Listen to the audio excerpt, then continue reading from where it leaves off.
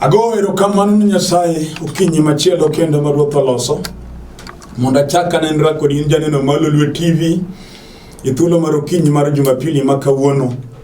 En thuolo maber ahinya ma Nyasaye ochako timo mondo achak wanenre kod in janeno mar Lolwe TV ka in e odi kanyo okinyi kapok iwuok kata kapok idhi shughuli mane gidhi e Jumapili. Ang'eyo ni seche moko in kod wache ni mitimo kata in gi tich mitimo e odi kanyo. To anyalo kwayi ni Nyasaye oketa ka kuom thuolo matin ahinya mondo mi wawinjre kodi wach madona yal gokinyi sani. Omiyo anyalo kwayi ni kawi thuolo matin mondo ibed piny e thuolo maber ma Nyasaye oketa ka mondo wawinjre kodi wach madona mondo mi awuoye. Wach Nyasaye ndiko wacho ngima kendo tiyo. Kendo wach Nyasaye nyalo golo ng'ato gima pesa ok nyal gole. Gima Nyasaye dwaro kuomi in janeno kata okinyi sani ni kibedo pindi chiko iti mar winjo wach ipuonjo kendo mialo. To ndiko wach Nyasaye ngima kendo tiyo. Wach ni biro limi kendo biro timo ne gima pesa kata mwandu ma in go ok nyal timo ni. Ago erokamano ahinya ni Lolwe TV kuom thuolo maber ma gimiyowa kaka jotich Nyasaye mondo wayudre TV kaka wayalo kendo wawuoyo kod oganda Nyasaye. Nyasaye gweth director jotelo te mag Lolwe TV kuom ng'wono ma gitimo mar mondo injili oyal ka. Ukinyi ni adona som to kapok asomo nyinga an Bishop William Abol an jalego mor malange piny Siaya County. Sani adak e piny Nairobi piny Olympic Kibera kendo piny Kibera kanye kama ne kanisa kama tiyo tich Nyasaye. Nyasaye okete studio kago ukinyi sani mondo achaka wuo kodi kuom wach mondiki.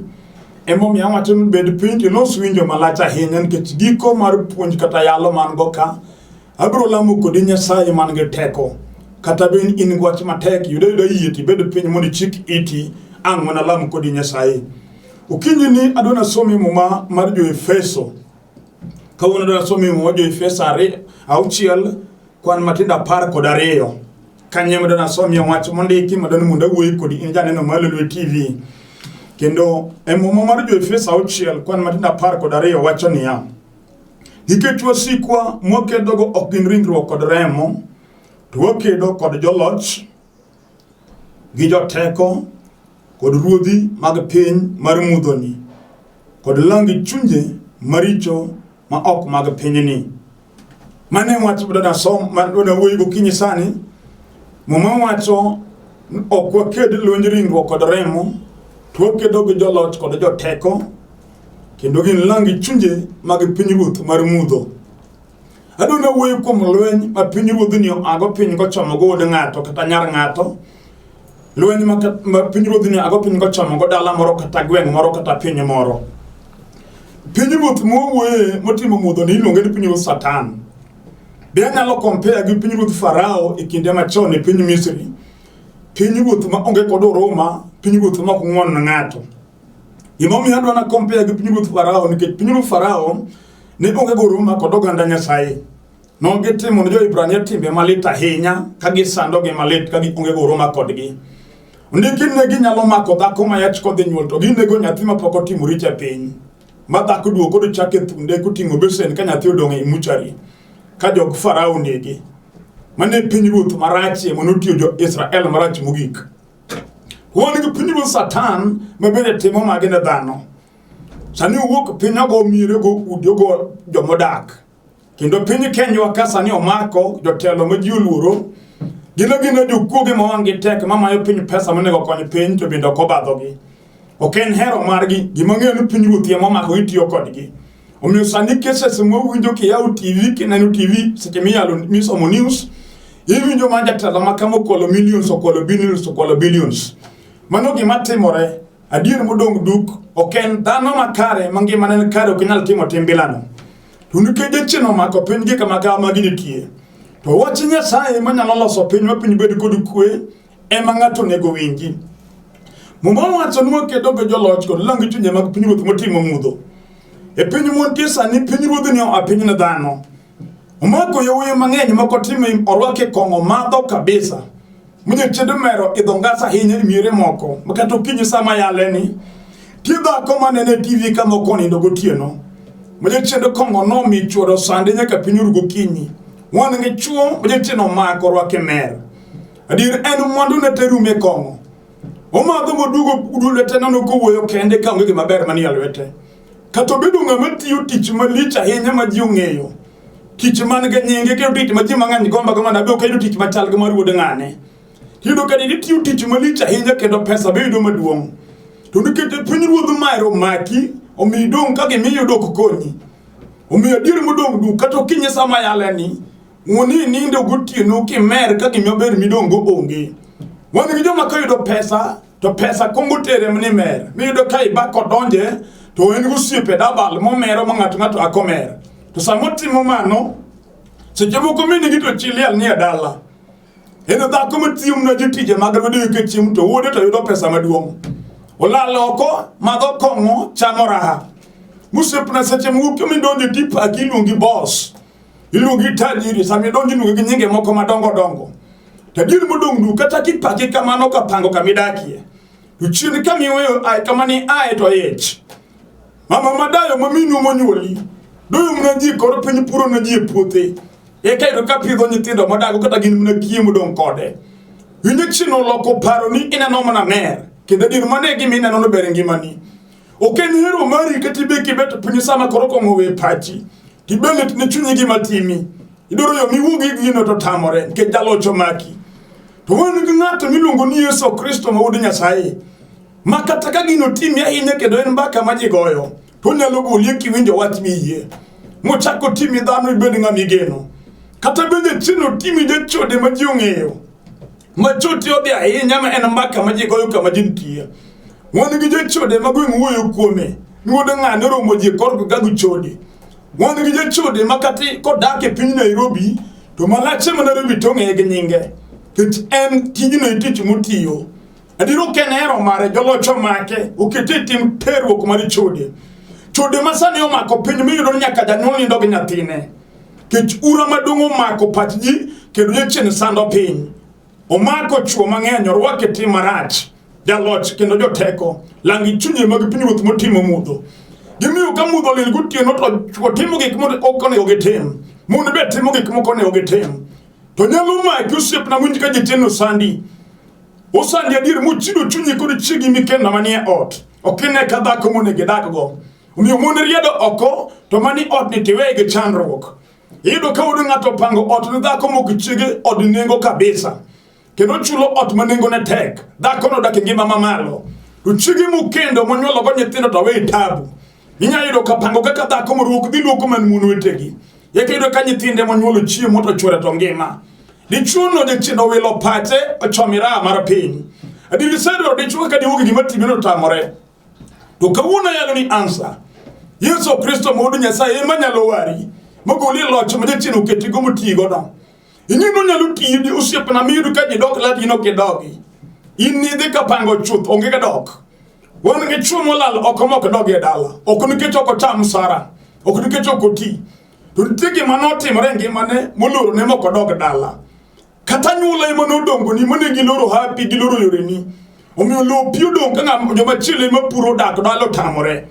Ibe chunye let seche moko iparo ni pachi weyi. Inya yudo ka wuod ng'ato nigo parruok ahinya ma kata wuothe barabara to wuoyo kende. Kokwano lwete. Kipenjo tiwuoyo kod ng'a. Otame duoki nikech gimuoyo go konyal explain. Gimuoyo go en chandruok momake mago kode mbaka.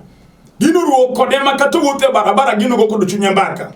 En wach ma kedi tiyo filosofi na ibete koma lorore. To sama wach nugi ke pachi dino ka pachi weyi. Mipo mna ng'ato pamo ni meso ofisi ka pachi duogo. Kechinitigi modong kodi. Ochami jalocho maki sandi. Langi chunye mag pinyruoth motimo mudho maki. Omiyo pachi weyi adier. Seche moko en chuny motami dak kod dhako. Uluki dhake ot senye ma in long de rwako indi choki wuoyo. Lakini ngimani ma iye to loki dhako. Gino miyo mon weyi higa ka higa kikendo dhako kadagi. En wich kuot ni in kendo mano mbaka manyako osiepene goyo. Gino ni masiki mibeti kendi riwak mapiyo ng'i chwere. Dalocho maki osandi. Uti kendo tami e ber ma ji neno. Omiyo seche moko idong' kendi adier ma kata kama dhako mani kendo nitie kia. To kawuono nyalo Yesu de Nazareth. Jalo manigi teko moloyo chiende masando ngimani. Kata bedo ni ng'ato ema no iri. Wan gi jomoko ma kata kowuotho kama to winjo ka ng'ato wuotho e toke. Kogo machiemo to ng'ama wuotho to bende ok one. to ko bini no guti do le kule kamricha mabogre mogonduru mukule ko joma deyo gi kontieno ka ginindo kata ka en dhako ten gini chumu kende magnindo ke kitanda chiel to ye chin biru motere kode bath chwore no kendo ye chin okudo wi mama no kendo timone malet to wan gi chumu ko makoni do guti no ye chin chiewe lek biru ko wote ot ko woyo kendo to mulo ke kamko ka ke moke ot to nindo ke chichiene yolo chamake manu gi manyalo temo seche moke satemo ke juke mag pindo tamore no kenyalare to kawuna kila juga mara juke Yesu wodi Nyasaye ngatma kiwinja kayalo santi nyalo ya unu chunye ma e mati ruta dir weche moditi Nyasaye ya logi timore ngima to kawuno kaila mo Nyasaye to on be Nyasaye do nyaka kon ngima na kato be chiri mutami dako do dichwo dako momi ini kende yiga kayiga ti a wonu gum dako muse kende mo poditi ini jayigi ni prare yugo yiti sedo no chwa berio gimomi yiwe chogi betamine enango chako to chaka maberndi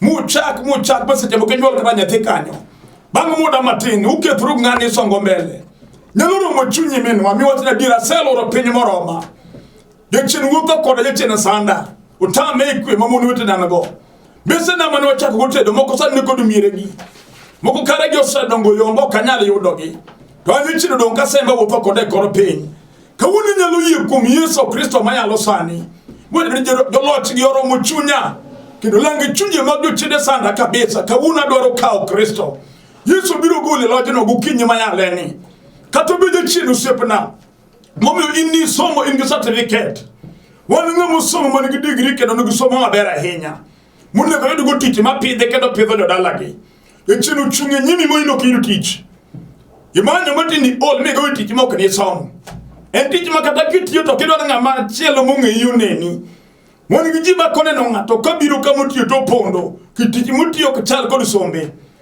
happy racha dir mi bingen happy to rach watiro chando chunyi kata gimi chunyi kamitie kanyo be kukonyi to chwani ngato maka pesa donje lwete to pesa rumo magema pesa kama pesa diokia ogo kwanto koydo kama okete pesa donje to kethore uchido dagi no kibede gima ber umido mitiyo go manyako moko bende yombo kata ga musara to wende leyo temo ge kimene no tin gimi nyalo ne kuomi onge gima timi ne momi ayaloka be momi asomo ndiko mo watin joloch kodo joteko nyalo sando ngato adir gi nyalo chunga nyimi ma ini dong ma higa kaiga ngwi maber minya yudu kuomi sama ji kopo no jonyola ge dalini kata gimi chami odima onge won gi jongo dakke maisha mar gowi ma kila kitu en gowi kuomi adir kata tem to gowi chungne kato bede mna dhako seche mo kitimo biashara pesa bede no ngi biashara chino maber udi e chama kodo mon wete ne mo chak keno mo watino mwaka ni kuru moto wang na dhi nyolo mwaka ni kuru moto wang ni dhi nyoma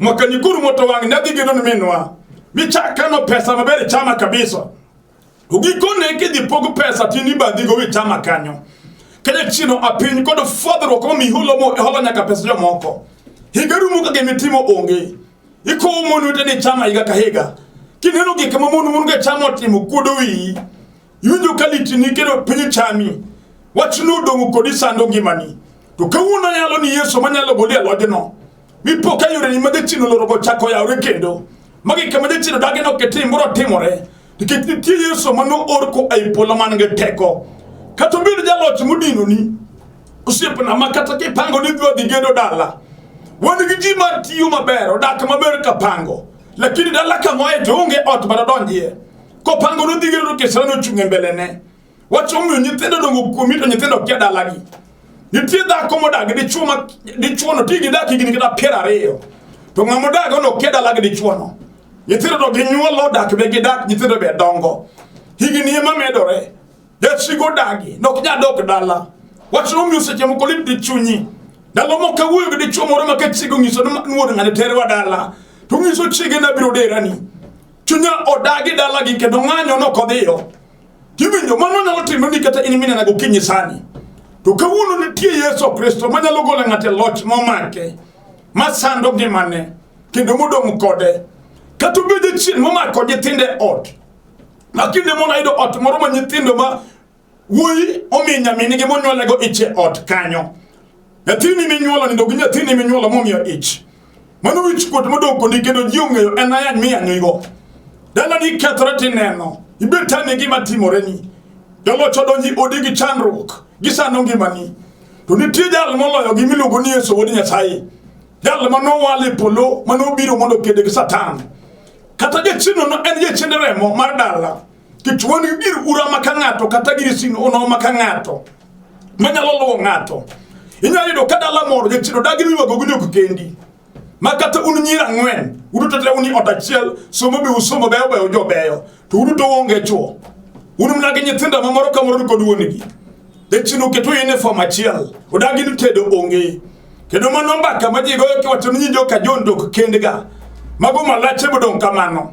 Inyalo yudo ketich mutiyo be en uniform teru ko inange ute nyira ngwen manyingata achiel jachino sando uonge kwe ngimau adiruo kendu kurado kendo to yuago ya kachiel kamar punda gimailis yuago majeni yuago echino mako dietielo kete uniform achiel nitenga tachiel manya unja kaya lugo kinyi sani moda dir gimati modo timo kamera achiel to an ka winjo kiyalo Yesu kawuna na kawe kadogula gimati mani ang na yikomi Yesu nyalo pogi kode gimati moreno makato no ngade karu oko mano watini nyigjo kana to onge mama ni anye gwen kodi kame idirwa kie oche seche mo kanyi ken kod oche welo biro en meno de kanyo tingise wange ni be nyolo nyiri ocho biye dal ni bo bendi wabiye kichonge mo be nyigi okethore to nitie Yesu madoko geno kama geno onge nitie Nyasaye manyalo golo wich kuot momako dala moro manyalo chako doko geno ka geno selal ngato kata endalo mjechino mako yawuyi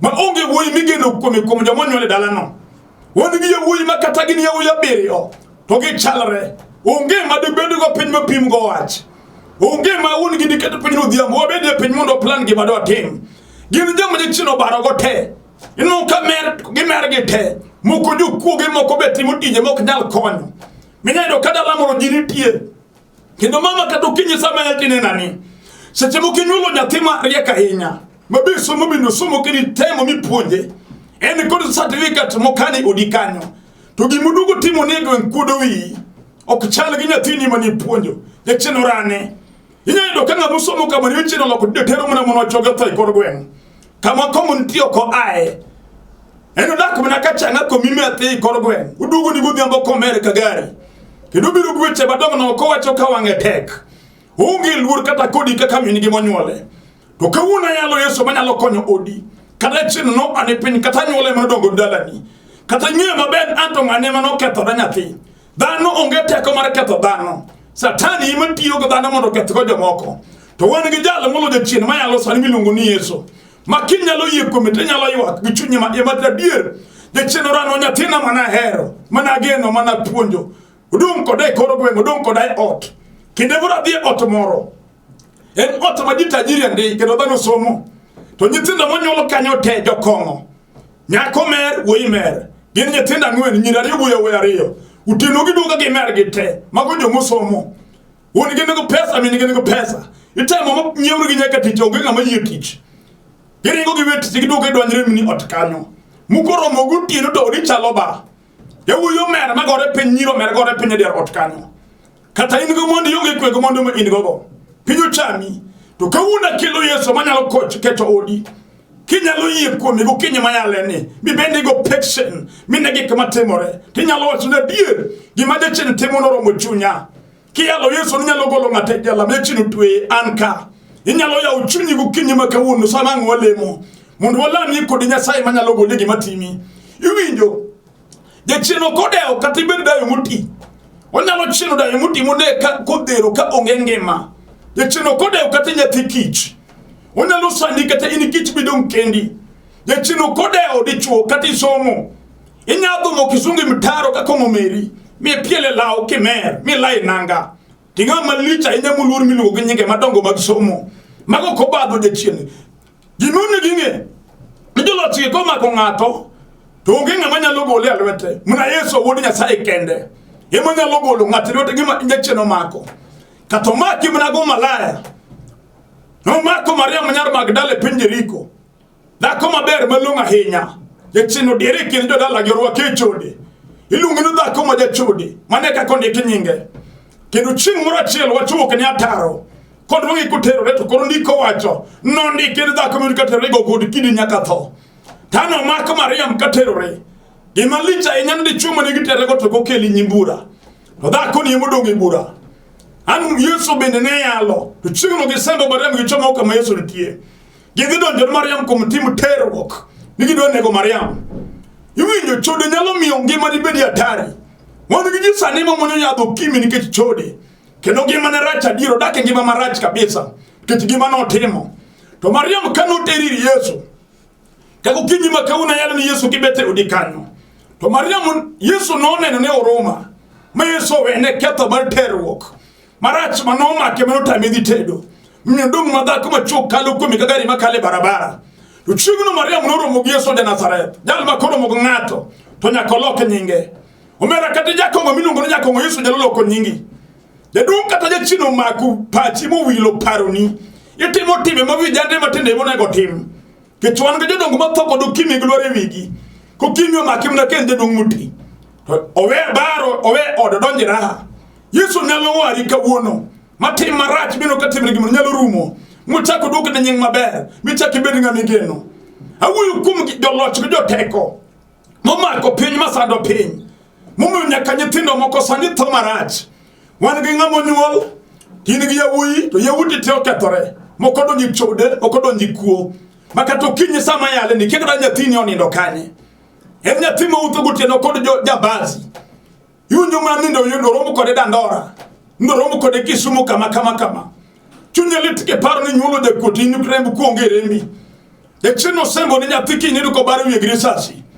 To da ko nyalo ywa go nyathine nyimu Nyasaye. Mulungu Nyasaye maratego mabade okuchiek. Nyalo mak wudi no kade chino ketho wiye kato jakomo. Kata jaga emo madho mo wilo paro ne. Makuwuyu kuto kodewi ke janyuolne. Wacho gi mobire pache kendo nyalo yani. Wan gi mon monyolo nyithindo ma timbe girita ahinya. Ma nyathini minyuolo dwaro goyi. Kendo ma gitai moko bose go janyuolgi. Mano nyathini minyuolo ok en nyathino da. Joloch gi mo mako nyathi tiyogo. To nutinga manyalo gole alwet jachinde no. Iluonge Yesu wod Nyasaye. En e jalo manyalo sani. Kata bile chido dino ni usepna. Wan gi jima tiyo tije madongo. To kinde monoso pesa monego konye. Jachinde biro ne kodu kese mi yale kot. Yedo ke mako loya ga pesa monego gigara go ot midakie. Maloya cham pesa ni te ka pesa serumo to kese mende rumo. Omi ine higa ga igitiyo to yonge gi maber miloso. Kato kinye mayale ni wan gi jima kinyi mande ochomo kot. Oyalo kese makata gi momi oyalo bendo kia. To kawuna yalo ni Yesu manyalo ngado bura kare. Ikinde gi jachinde kese muketie kot higa ka higa no. Mugulie kesi mi yalo bo chako doki ni geno. Wani kudu miri mabe rumo. Kechuani ngedala. Makagari odonja tenigari mukelo maiti moto. To maiti mikelo kwa kapango di eniwo imo nego benye kagero dala. Mido kantie miri makedonje. To liyo tenge nyamolo udi majoda kie dala. Dano toka gi marume dala no. Sitemo mana ki chung king iyo piche magi nyetinde mani korot. Magjo digri piche ni odonga dongi korot nyetinde kane maram. Seche moko dong mo kario mapoe polechen himonge mage. To kawuna kilo ni Yesu jalo machungo to. Eni munu chungo to dalaga Marita kod Mariam. Kapje chino senego Lazaro mo kane boliel. Geno onge dhano nyero. Anyulago wacho ni lo dong nwa. Woyi manyo esiru woyo sani nderembe. Chugunu kuyo ne donge dala. Yesu majane jika mabor. Jalo manyalo kilo geno kageno dala moro. Ano limo dalaga Marita, dalaga Mariam. To chupo ido kadung luoro lal. Hera manyo ndelo rumo. Anyula gomba ka giwunde nigi hoyo dhako moro kanyo. Mino gono Mariam nigi hoyo chunye. Kara giwuyo ka ngien lo dong nigi. Ket geno mugogo to pimo pong. Lo dong nigi. To Yesu ko biro. Kakandi ko wache mo mar Johana. Nuwudo Nyasaye no fwenyore mondo ket tich Satan. Sama Yesu no donjo dala Lazaro no ketho tich jachien mar tho. Man Lazaro manosani ni lele manu chiro chako bet mangima. Kawuna wacho ni katobedi nyathim jachino selalo. Mimanya toka nyali yudo lal ok imanya ok yude. Yesu biro duoke kendo kawuno. Michaki nene wangi. Katobedi nuwudi emano lal oko. Ikia kama intie imanya simo kenyale yude. Wan gi Nyasaye munge kama intie. Yeye nge chang nolam kodi Nyasaye mahono. Biro make kama intie bachaki nene kodu wangi. No duoko Lazaro manosetho bobet mangima. Onyalo duoko ni kata churi molal. Kata churi mo wege nyithinde ot mama. Kamodhi e kiesi mbindoloro ni kimanyo kinya yude. En kudugo no lweny kodo dhawe ot. Kutieko to chako tingu msike ne odhiyo. wan gi Nyasaye manyalo loko pache baloko chunye mochako par ode. Kata joloch go no make moto wake koro dhako moremo make dhako no ema chame kendo dhako no guni sim ini chiege moyani kendo ngisi wete marito kabisa ka churi yo mie simu ndo wuok kodi lit du chunyi gombo derruok wacho ne bro tomo ni we piny wuok kodi go kije san derruok ken answer ki Yesu manyalo golo lit mineno no maduok ni gena maduok ni ber kata ji nyiri mi bedo mbaka ma ji goyo kendo kata kamidake kiwuok yudo ka jo chokore munu wuoyo to in ema giwuoyo nyingi kuom gima timore odi. Anyalo nyiso there is no permanent condition in life. Gima timore no Yesu nyalo loye ma Yesu chak duok ni geno. Kata tuo ma joma tinde biro limi onge gi ol gu tuoni. Ise tuo ma tinde ji owacho ni po mar ng'ane wa oromowa afadhali otho. Ma Yesu ng'ado ni bucho tho na afadhali tho nikech en gi garama. Wan gi Yesu chin kinde moro kowuotho e piny Jerusalem. Nari di chuo moro moseni ni tuo higni 38 ka en ng'ama tuo 38 good years onge ng'ama lime nodong' kende manyuola noweye wacho ni ng'ani wase olgo afadhali koro tho wabiro kawo maiti mare wadhi wayik. To Yesu ma jabiro chien ka ji osemulo ng'ato nolimo piny Jerusalem chieng' no tano neno dichuo no kamoninde chieng' no dichuo no noting'o piny ne mochako dok dalane kata juse wei magi olo kodi anyuondi ok dwari wan gi ng'ato manyaka nyithindo monyuoli go bende jok kodi makata kibako simo ndigo nyamin to ng'ada simo ok dwar wuoyo kodi mama ni olo kodi baba ni olo kodi dong kendi wan gi Yesu manyalo chako doko ni geno kata kawuono kata gima kabano setimre mi bende se ol chunyi neno derruok wan gi Yesu manyalo hoyo chunyi manyalo chako doko ni gima jachien numai mumoto no jolot gi joteko nyalo loro ni ng'ato ginyalo dhamia ng'ato golwen taso mi mumogi komondo alam kodi Nyasaye katieko e mumar jo Kolosai ariyo kwan matina par kod ang'wen wacho niya norucho oko ketho manondiki e chik mon kodwa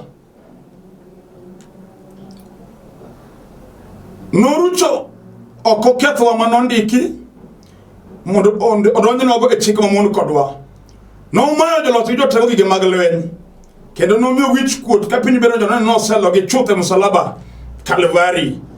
Agoni Nyasaye erokamano wach madwaro en no mayo joloch kod joteko gige mag lweny joloch mine nomulo dala ugo nitie ng'ama osema gi loch kendo magi gige lweny kata gin gige lweny mag tho maginego go jodalau Yesu nosema gi loch e msalaba Kalvari kata gikelo mna pogruok mijokunjre dala manyithindo momadhodho thina achiel to dak kamoro achiel kino kuo yudo ka pogruok nitie ma ka yawuoro mondo dwa negre kendgi Yesu sema joloch jotego gige mag lweny kata giketo mna sigu e kind owete go wete Yesu nosema jaloch gige mag lweny kata ben je chinno pogo kinde dhako gi dichuo ma dichuo kudwa neno chiege dhako kudwa neno chuore Yesu sema jaloch gige mag lweny kawuono yie chunyi nikech adwa lamo kodi Nyasaye Yesu mamuoyo ukeme no ma jaloch jotego gige mag lweny no wadwa lame kodi ki yie kawuono gima timore no Yesu dhi tieke sani omiyo ini ming'eyo gima timi ini ming'eyo gima jaloch timi ngima ni kod odi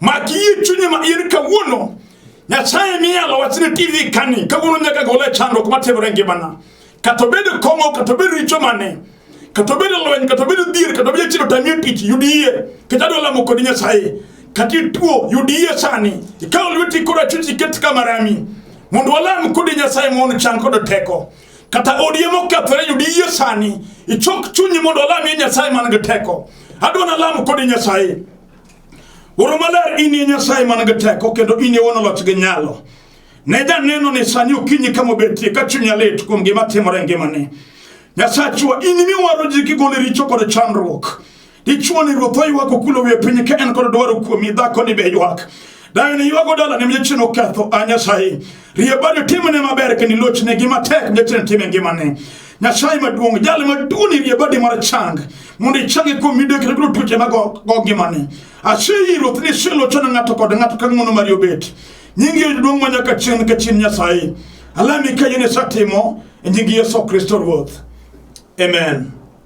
An Bishop William Abol ajalego mor malange piny Siaya County bed gi yie Nyasaye moselamo setimo ni gima ne dwaro kendo thuolo manyalo mi en kaw thuolo idwar kanisa kamiya le warbo ko mondi donj kanyi lam Nyasaye kadi dwar muno tudde ko de sime namba da mar sim en 0721 280025 0721 280025 namba mar Airtel 0782 495083 bo sime kayen go wach mundo wawuo kendo walam Nyasaye mundo gwedhi Nyasaye mi kwe Nyasaye lo tide yorete amen.